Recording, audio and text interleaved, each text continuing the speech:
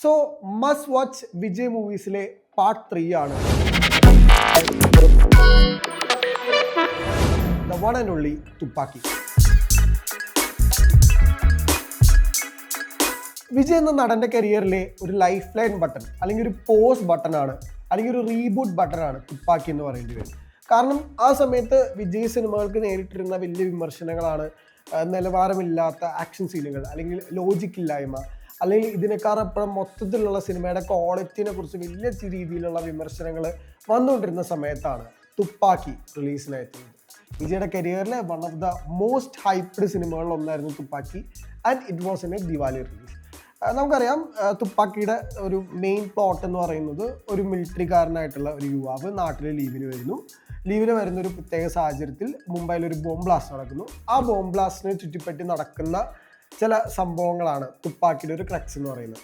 AR Murugadas എന്ന ഡയറക്ടറിൻ്റെ ഏറ്റവും peak വർക്കായിട്ട് ഇന്ന് നമുക്ക് കണക്കാക്കാൻ പറ്റുന്നത് തുപ്പാക്കിയാണ്.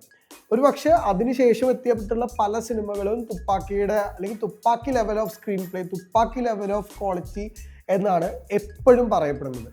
വിജയ് എന്ന നടൻ്റെ കരിയറിലും തുപ്പാക്കി വളരെയധികം ഇമ്പോർട്ടൻ്റ് ഉള്ള സിനിമയാണ്. കാരണം അതിനുശേഷം എത്തിയ പല സിനിമകൾക്കും വിജയ്ക്ക് ഒരു രക്ഷകൻ ഇമേജ് ഉണ്ടെങ്കിലും അതിൻ്റെയൊക്കെ തുടക്കം ശരിക്കും തുപ്പാക്കിന്ന് തന്നെയാണ്. തുപ്പാക്കിയുടെ മേക്കിങ്ങും അതേപോലെ തന്നെ സ്ക്രീൻ പ്ലേ സൈഡും സ്ക്രിപ്റ്റ് സൈഡും ഭയങ്കര സ്ട്രോങ് ആയിരുന്നു. അതുകൊണ്ടാണ് തുപ്പാക്കിക്ക് ഇന്നും വളരെയധികം റിപ്പീറ്റ് വാല്യൂ ഉള്ളത്. പാട്ടുകൾ സൈഡ് എടുത്താലും വളരെ ഗംഭീരമായിട്ടുള്ള ഓഡിയോ ട്രാക്സ് ഉണ്ടായ സിനിമയാണ്, ആക്ഷൻ ബ്ലോക്കുകളുള്ള സിനിമയാണ്. വിജയ് എന്ന നടനെ ഒരുപാട് ഉപയോഗിച്ചിട്ടുള്ള മൂമെൻറ്റ്സും തുപ്പാക്കിക്കകത്തുണ്ട്. സോ ഇന്നും തുപ്പാക്കിയുടെ തിയേറ്റർ എക്സ്പീരിയൻസ് ആരാധകർക്ക് മറക്കാൻ പറ്റാത്ത വിജയ് മൂമെൻറ്റുകളൊന്നാണ്. ഒരുപക്ഷെ റിട്ടയർമെൻറ്റിന് ശേഷവും ഏറ്റവും കൂടുതൽ ആളുകൾ റീവാച്ച് ചെയ്യാനൊക്കെ പോകുന്നതും തുപ്പാക്കി തന്നെയായിരിക്കും. ശരിക്കും ജനനായകൻ റിലീസിനെത്തുമ്പോൾ എല്ലാ ആരാധകർക്കുള്ള പ്രതീക്ഷ ജനനായകൻ കത്തി പോലെ ഇരിക്കണം എന്ന് തന്നെയാണ്. കാരണം കത്തിയിലൊരു വളരെ കൊമേഴ്ഷ്യൽ ആയിട്ടുള്ള ഒരു സിനിമയാണ്. അതേപോലെ തന്നെ കണ്ടന്റ് സൈഡും കത്തിയുടെ വളരെ സ്ട്രോങ് ആണ്. നമുക്കറിയാം, സ്മോൾ ടൈം തീഫായിട്ടുള്ള ഒരു നായകൻ ഒരു പ്രത്യേക സാഹചര്യത്തിൽ ജയിലിൽ ആടേണ്ടി വരുന്നു, തമിഴ്നാട്ടിലേക്ക് വരുന്നു. തമിഴ്നാട്ടിൽ ജീവാനന്ദ് എന്ന പേരുള്ള സെയിം രൂപസാദൃശ്യമുള്ള ഒരാളെ മീറ്റ് ചെയ്യുന്നു. അതിനുശേഷം ജീവാനന്ദൻ്റെ ലൈഫിൽ ഈ ആൾ ഉണ്ടാക്കുന്ന ഇമ്പാക്റ്റാണ് ശരിക്കും കത്തിയുടെ ഒരു ക്രക്സ്. കത്തി ഒരേ സമയം പൊളിറ്റിക്കലാണ്, കണ്ടന്റ് സൈഡും അല്ലെങ്കിൽ കൊമേഴ്ഷ്യലിയും ഏറ്റവും സ്ട്രോങ് ആയിട്ടുള്ള വിജയ് സിനിമകളിലൊന്നാണ്. ഇന്നും വിജയുടെ കരിയറിലെ സിനിമകൾ എടുത്തു കഴിഞ്ഞാൽ ഏറ്റവും സ്ട്രോങ്ങസ്റ്റ് കണ്ടന്റ് കത്തി തന്നെയാണ്. സോ ജനനായകൻ റിലീസിന് വരുമ്പോൾ അതിലും ഒരു പൊളിറ്റിക്കൽ ആംഗിൾ ഉണ്ടെന്ന് നമുക്ക് അറിയാൻ സാധിക്കുന്നുണ്ട്. എല്ലാവർക്കും ജനനായകൻ കത്തിയായിട്ട് വളരെയധികം സിമിലാരിറ്റീസ് ഉണ്ടാവണം, എന്നാൽ മാത്രമേ ഒരു കംപ്ലീറ്റ് റിട്ടയർമെൻറ്റ് അല്ലെങ്കിൽ കംപ്ലീറ്റ് ലാസ്റ്റ് ബ്ലാസ്റ്റ് വിജയ്ക്ക് ലഭിക്കുകയുള്ളൂ.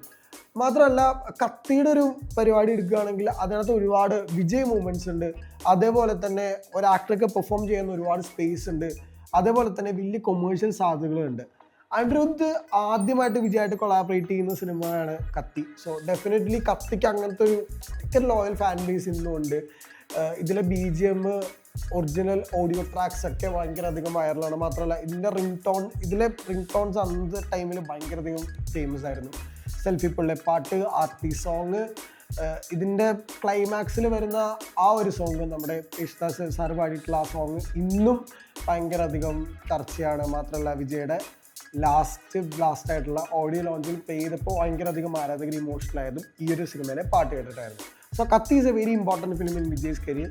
സോ ജനനായകൻ കത്തി പോലെ ഇരിക്കാൻ വേണ്ടിയുള്ള പ്രാർത്ഥനയിലാണ് ശരിക്കും ഇപ്പോൾ ആരാധകരുള്ളത്. The one and only Ghilli. ഗില്ലിയുടെ ഇമ്പോർട്ടൻസിനെ കുറിച്ച് പറയുമ്പോൾ പിൽക്കാലത്ത് സിനിമകളിൽ വന്നിട്ടുള്ള ഗില്ലി റെഫറൻസുകളെ കുറിച്ച് പറയാതിരിക്കാൻ പറ്റില്ല. കാരണം ബബ്ബ എന്ന സിനിമ എടുത്തു കഴിഞ്ഞാൽ ഏറ്റവും കൂടുതൽ ആരാധകർ ചർച്ച ചെയ്തത് ഗില്ലി റെഫറൻസുകളെ കുറിച്ചാണ്. ആ ജിപ്സിയും പാട്ടും വിജയുടെ ചെറിയ ചെറിയ മൂവ്മെൻറ്റ്സും കൊണ്ട് തന്നെ സിനിമയിൽ ഭയങ്കരധികം ഇമ്പാക്റ്റ് ഉണ്ടാക്കിയിട്ടുള്ള ഒരുപാട് സന്ദർഭങ്ങളുണ്ടായി. അപ്പോൾ ഗില്ലിയുടെ ഒരു റിയൽ ലൈഫ് ഇമ്പാക്റ്റിനെ കുറിച്ച് നമുക്ക് ശരിക്കും ആലോചിക്കേണ്ടി വരും. വിജയ് ഒരു സൂപ്പർ ആക്ഷൻ ഹീറോ ആക്കിയ സിനിമയായിരുന്നു ഗില്ലി. ആ സമയത്ത് കൊളാബറേറ്റ് ചെയ്ത ഡയറക്ടേഴ്സ്, മ്യൂസിക് ഡയറക്ടേഴ്സ്, അതിൽ അഭിനയിച്ചുള്ള ആർട്ടിസ്റ്റ് എല്ലാവർക്കും ആ സിനിമ ഭയങ്കരധികം ബെഞ്ച് മാർക്കാണ്. ഇന്നും പ്രകാശ് രാജ് എവിടെ പോയാലും എല്ലാവരും വിളിക്കുന്നത് ഹായ് ചെല്ലെന്നാണ്. അത്രയ്ക്ക് ഇമ്പാക്റ്റാണ് ആ സിനിമയ്ക്കും ആ സിനിമയുടെ ഓരോ ഡയലോഗ്സിനും.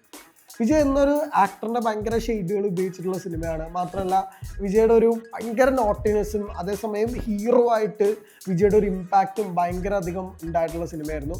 വിദ്യാർത്ഥിയുടെ മ്യൂസിക്കിനും അത്രത്തോളം ഇമ്പോർട്ടൻസ് ഈ സിനിമയ്ക്കുണ്ട്. വിജയുടെ വണ്ടികളും അല്ലെങ്കിൽ ജിപ്സി വണ്ടിക്കും വലിയ രീതിയിലുള്ള ഫാൻ ബേസ് ഉണ്ട്.